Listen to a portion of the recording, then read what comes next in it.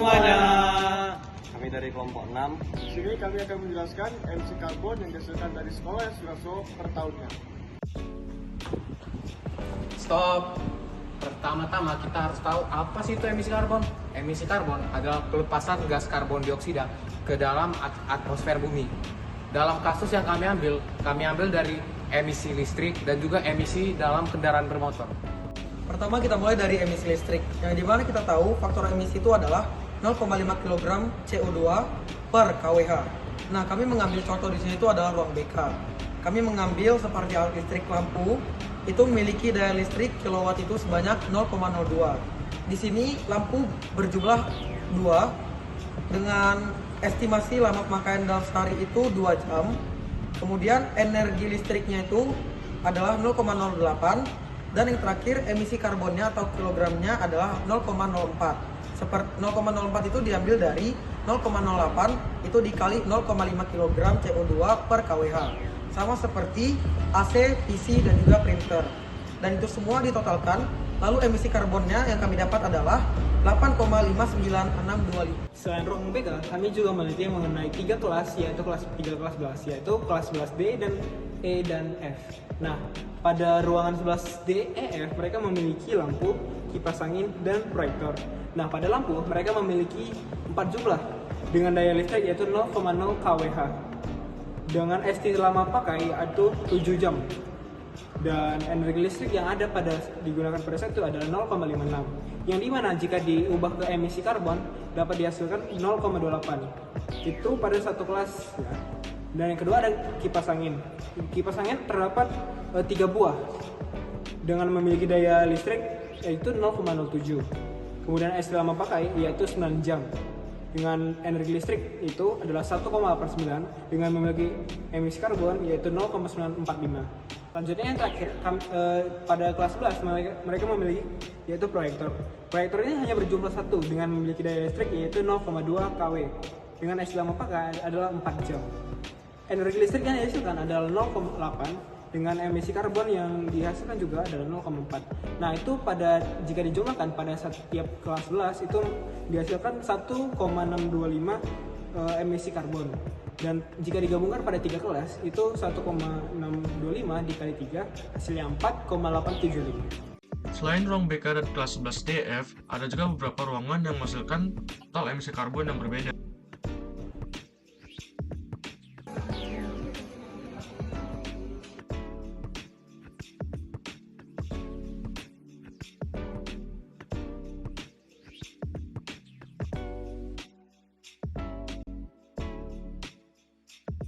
Nah, di sini saya akan menjelaskan bagaimana cara menghitung emisi listrik.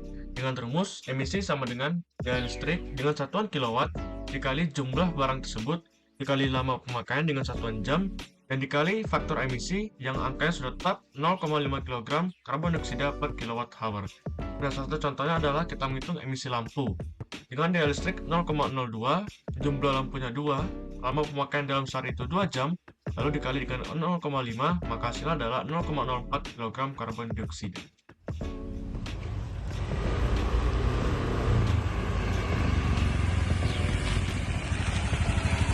Nah, selain emisi listrik, kendaraan bermotor juga berperan penting dalam emisi karbon.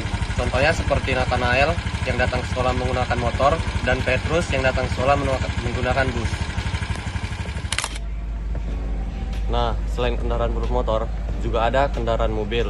Contohnya kayak Glenn yang datang ke sekolah dengan jarak 3,5 km yang menghasilkan total emisi 0,7 kg. Terus ada Willy yang datang ke sekolah dengan jarak 2,8 km dan menghasilkan total emisi 0,56 kg. Dan ada terakhir Albert yang datang ke sekolah dengan mobil pribadi. Total jarak tempuhnya itu 16,1 km dengan total emisi yang dihasilkan itu 3,22 kg. Di sini, saya akan menjelaskan bagaimana cara menghitung emisi dari kendaraan. Nah, rumusnya itu sangat simpel. Jadi, untuk menghitung emisi dari kendaraan, yang diperlukan adalah jarak tempuh, lalu dikali emisi karbon yang angka sudah tetap, yaitu 0,20 kg karbon dioksida per kilometer. Nah, sebagai contoh, di sini kita akan menghitung emisi yang dihasilkan oleh mobil Willy, di mana Willy menempuh 2,8 km untuk jarak dari rumah ke sekolahnya, lalu dikali 0,20 sehingga hasilnya adalah 0,56 kg karbon dioksida. Nah, yang pertama ada cemaran luar kota. Pohon ini memiliki tinggi yaitu 5,62 meter dan memiliki diameter yaitu 21,5 cm, dan jika diubah ke diameter meter yaitu 0,215 meter. Dan pohon ini memiliki kerapatan pohon yaitu 560 dengan umur yaitu 15 tahun. Yang kedua ada cemara Norfolk 2. Nah, pohon yang kedua ini itu memiliki tinggi yaitu 5,48 meter dengan memiliki diameter pada sentimeter yaitu 25 cm. Dan jika diubah ke meter, maka ada dihasilkan adalah 0,25. Nah, kerapatan pada pohon ini juga ada 560 dengan jarak waktu tahun yaitu 15 tahun. Nah, pohon yang ketiga ini yaitu cemara Norfolk 3 dengan memiliki tinggi yaitu 5,62 meter dan diameter yaitu 28,25 cm. Dan jika diubah kepada jangkauan meter, maka dapat dihasilkan yaitu 0,285 meter. Nah, kerapatan pada pohon ini sama seperti cemara Norfolk lain yaitu 150 dan memiliki jarak untuk pohon yaitu 15 tahun. Nah, yang keempat adalah dari cemara Norfolk 4. Nah, pohon ini memiliki tinggi yaitu 7,12 meter dan diameter yaitu 29,2 cm.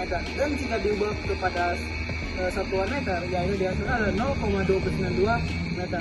Nah, pohon ini juga sama dengan pohon-pohon cemara Norfolk yang lainnya, yaitu 560 kerapatan pohon dan memiliki jangkauan waktu yaitu 15 tahun. Nah, yang kelima ada cemara Norfolk 5. Nah, pohon ini memiliki tinggi yaitu 4,81 meter dan memiliki diameter yaitu 29,1 cm. Nah, jika diubah ke satuan meter yaitu 0,291 meter. Nah, kerapatan pada pohon ini yaitu 560 dan memiliki jangkauan waktu yaitu 15 tahun. Selanjutnya ada cemara Norfolk 6. Nah, pohon ini memiliki diameter yaitu 29,4 cm atau diubah ke meter yaitu 0,294 meter dan memiliki tinggi yaitu 7,75. Dan pohon ini memiliki kerapatan pohon dengan jumlah 560 dengan perkiraan umur yaitu 15 tahun. Nah, yang terakhir, di sini kita akan menghitung peran pohon dalam mengurangi emisi karbon. Nah, rumus untuk menghitung peran pohon sini cukup kompleks, yang dimana pertama, kita harus menghitung terlebih dahulu biomasa pohon. Dengan rumusnya adalah 0,25 dikali kerapatan kayu, dikali diameter batang, 2, lalu dikali tinggi pohon. Nah, setelah itu, konversi biomasa ke karbon. Nah, 50% biomasa adalah karbon. Oleh karena itu, karbon sama dengan 0,5 dikali biomasa pohon yang telah kita hitung. Lalu, setelah dikonversi ke karbon, maka konversi karbon ke CO2 yang diserap dengan rumus CO2 sama dengan karbon dikali 44/12. Setelah semua itu, kita dapat melakukan rumus terakhir, yaitu estimasi penyerapan CO2 per tahun. Nah, kita anggap usia pohon itu 15 tahun, maka karbon dioksida dibagi 15 tahun sama dengan estimasi penyerapan CO2 tahunnya. Nah, sebagai contoh, kita akan menghitung salah satu peran pohon dalam mengurangi emisi, di mana pohon ini mempunyai kerapatan 560 dengan tinggi 5,48 dan juga diameter 0,25 di pangkat 2, di mana semua ini harus diingat sudah dalam satuan meter, maka hasilnya 47,95. Lalu yang kedua, kita mengkonfirmasi biomasa ke karbon. Dengan rumus karbon sama dengan 0,5 dikali 47,95 menjadi 23,975. Lalu kita mengkonversi karbon ke CO2 yang diserap. Dengan rumus 23,975 kita kali 44 lalu dibagi 17 menjadi 87,9. Lalu yang terakhir, estimasi penyerapan CO2 per tahun. Dengan kita anggap usia pohon sama dengan 15 tahun.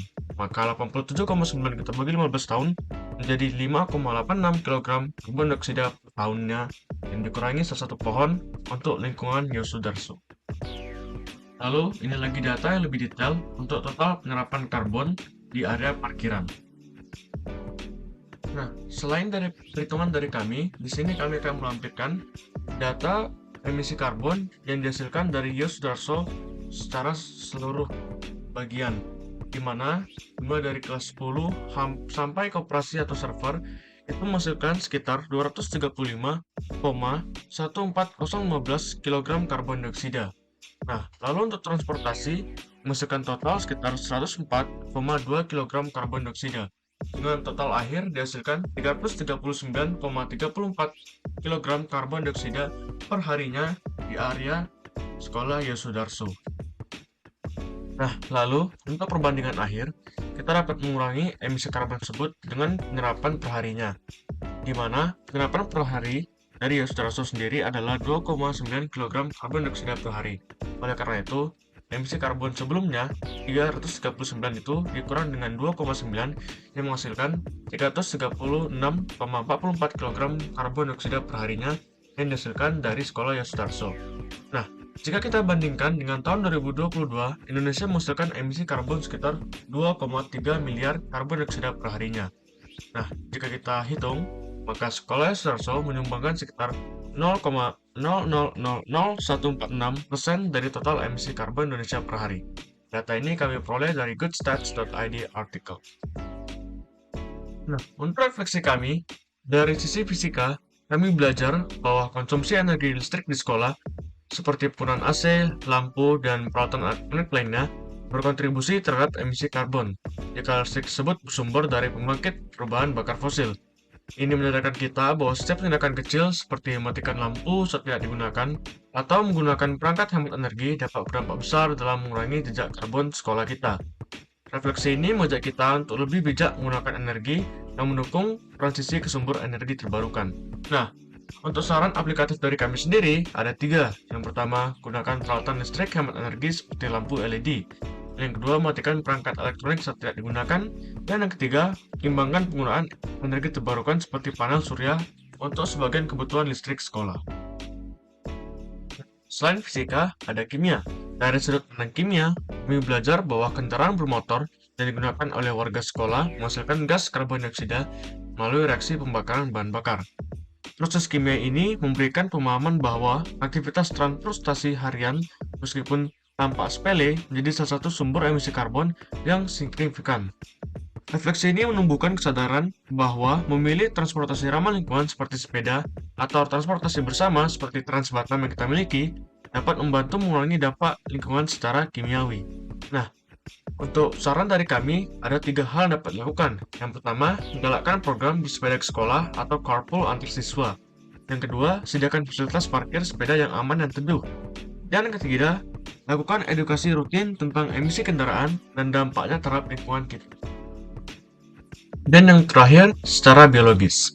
Tumbuhan memiliki peran penting dalam menyerap karbon melalui proses fotosintesis.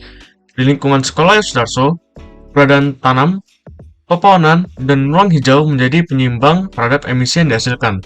Hal ini memperlihatkan bahwa menjaga dan menambah vegetasi bukan hanya memperindah sekolah, tapi juga menjadi solusi alami untuk mengurangi karbon dioksida di atmosfer.